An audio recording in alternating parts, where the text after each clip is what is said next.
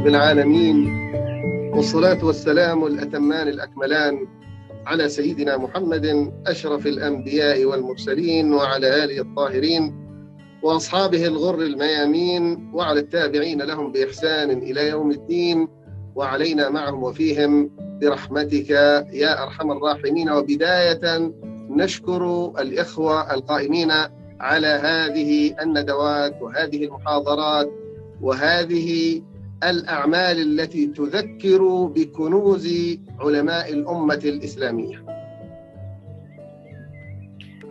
Kemudian tadi Habib Zaid setelah beliau mengucapkan puja dan puji syukur kepada Allah Subhanahu wa taala dan bersolawat kepada Nabi Muhammad sallallahu alaihi wasallam dan kemudian kepada keluarganya dan seluruh sahabatnya, kita jelaskan bahwasanya cara manusia itu untuk sampai kepada kimia kebahagiaan ini, mendapatkan kimia ini tadi adalah dengan 4 perkara. Yang pertama, mengetahui nafs, mengetahui jiwanya, mengetahui dirinya.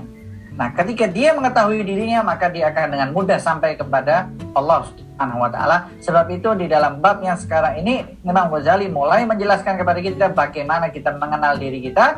Imam Ghazali mengatakan, ketahuilah sesungguhnya kunci untuk mengenal Allah Subhanahu wa taala, mengenal diri sendiri, mengenal jiwa kalian sendiri. Fi anfusihim حتى يتبين لهم أنه الحق، حتى يتبينوا بمعرفة الآفاق وبمعرفة حقائق نفوسهم الحق سبحانه وتعالى. وقال النبي صلى الله عليه وآله وسلم: من عرف نفسه فقد عرف ربه.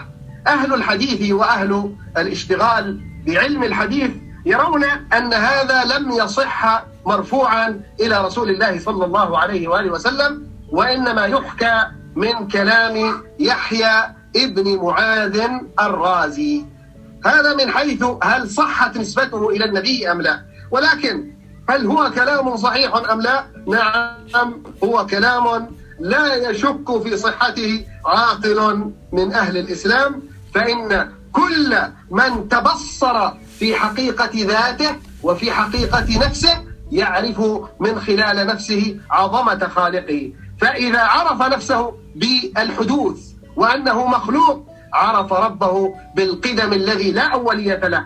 عرف نفسه أنه سيأتي عليه ساعة وينتهي ويفنى، يعرف أن ربه موصوف بالأبدية وبالبقاء. ومن عرف نفسه بالضعف عرف ربه بالقوة، ومن عرف نفسه بالذل عرف ربه بالعزة، وهكذا كل صفات الحق سيعرفها من خلال معرفة أوصافه القاصرة.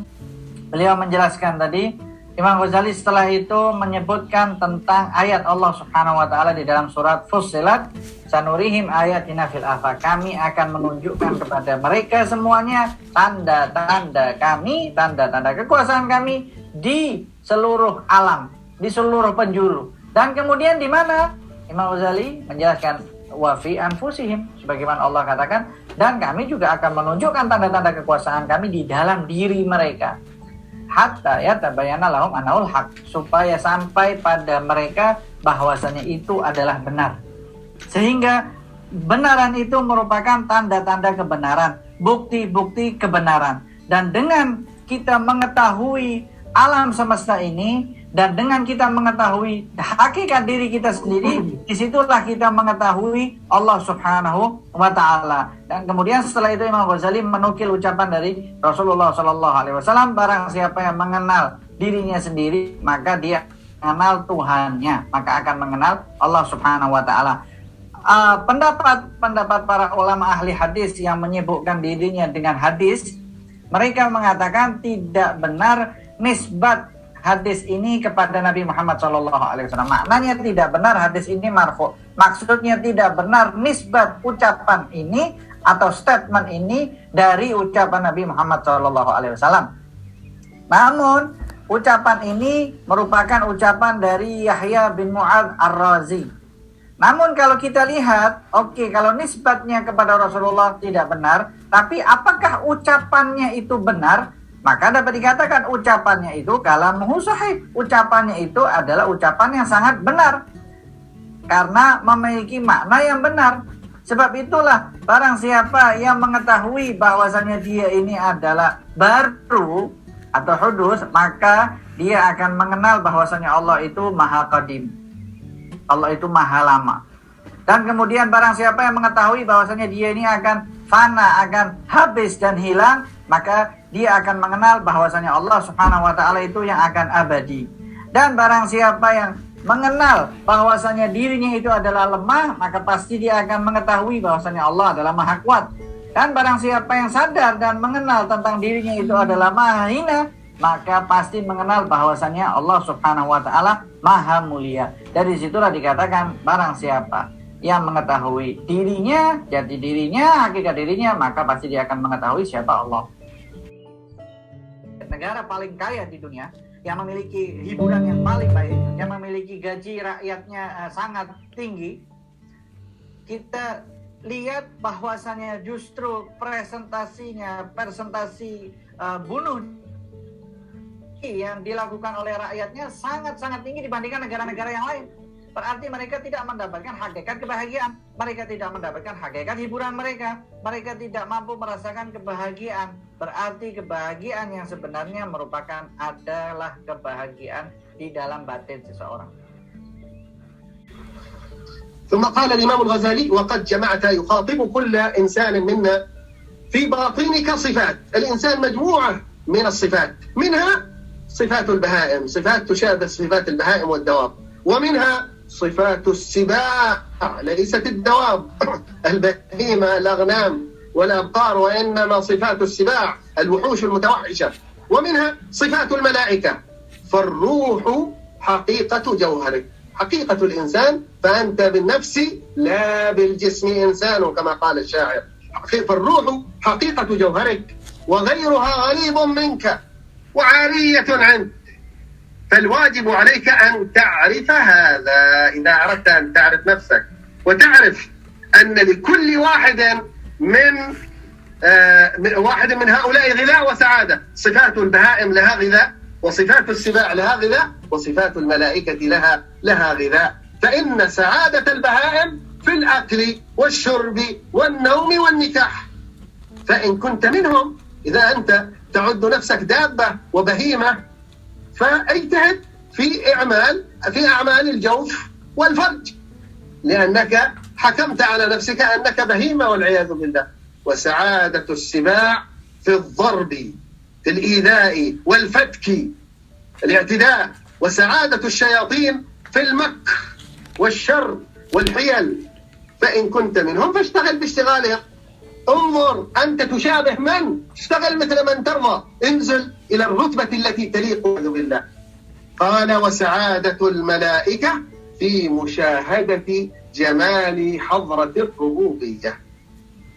هذه سعادة الملائكة، وليس للغضب والشهوة إليهم طريق يستطيعوا أن يتملكوا غضبهم. هم يغضبون لكنهم يتملكون أنفسهم عند الغضب، لأنهم قد ارتقوا من البشرية إلى الملائكية. قال: فإن كنت من جوهر الملائكة فاجتهد في معرفة أصلك حتى تعرف الطريق إلى الحضرة الإلهية، وتبلغ إلى مشاهدة الجلال والجمال، وتخلص نفسك من قيد الشهوة والغضب التي تقيد الإنسان عن الارتقاء.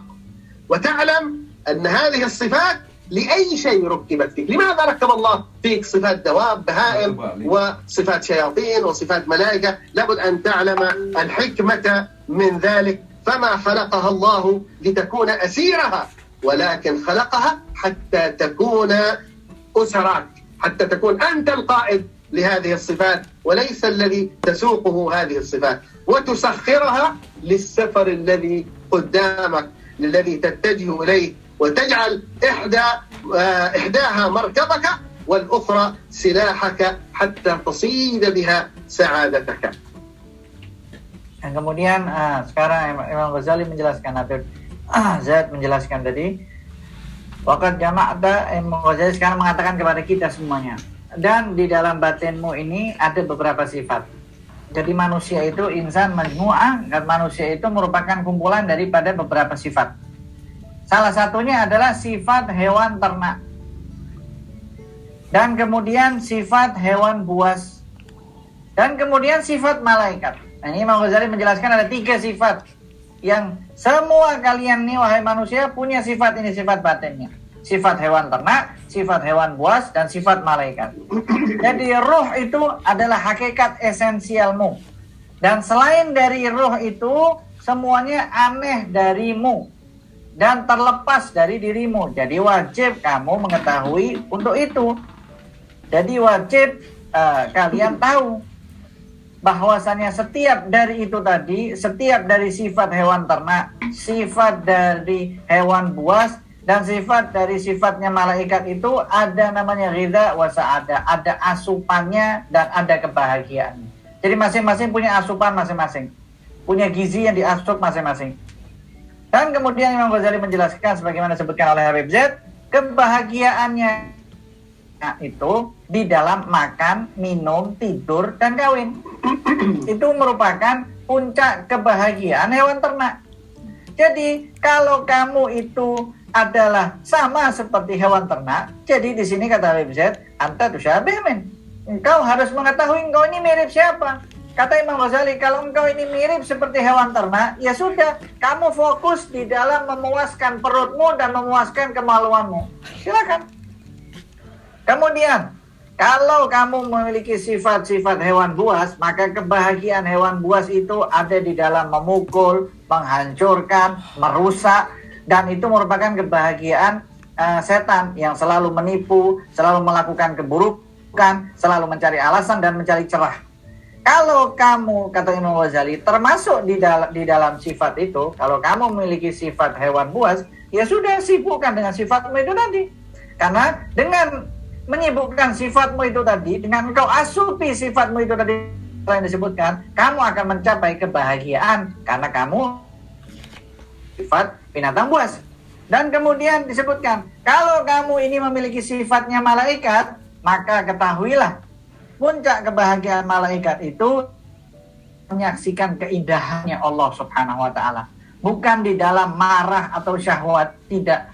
Marah ataupun syahwat tidak akan sampai kepada malaikat. Iya, malaikat memang marah, tapi malaikat yang mengontrol marahnya. Bukan marah itulah yang mengontrol malaikat. Jadi kalau engkau min jauharil malaika, kalau engkau ini termasuk esensinya malaikat, ada sifat malaikat di dalam dirimu, maka berusahalah untuk mengetahui asal dirimu supaya engkau sampai kepada jalan menuju Allah Subhanahu wa taala dan sampai pada tahap menyaksikan keindahan dan kewibawaan Allah Subhanahu wa taala dan mampu membersihkan dirimu dari ikatan-ikatan nafsu dan ikatan-ikatan marah. Dan engkau tahu bahwasanya sifat ini untuk apa dipasang di dalam dirimu. Kamu ini memasang sifat itu tadi. Kenapa kamu ini memasang sifatnya hewan ternak? Kenapa kamu ini memasang binatang buas? Kenapa kamu ini memasang sifatnya malaikat? Fama khalaqallahu ta'ala litakuna asiraha. Dan Allah Subhanahu wa ta'ala tidak menjadikan sifat itu supaya kamu menjadi hambanya atau supaya kamu menjadi tawanannya, supaya kamu menjadi budaknya. Bukan, akan tetapi Allah menciptakan sifat yang 3 itu tadi supaya 3 sifat itu tadi menjadi tawananmu, menjadi budakmu, dan mampu kamu tundukkan untuk melakukan perjalanan yang ada di hadapanmu. Jadi tatajih ilai, supaya engkau tahu arahnya kemana hidupmu ini tadi, dan menjadikan satu sama lain kendaraan kamu sehingga kamu mampu memburu kebahagiaan.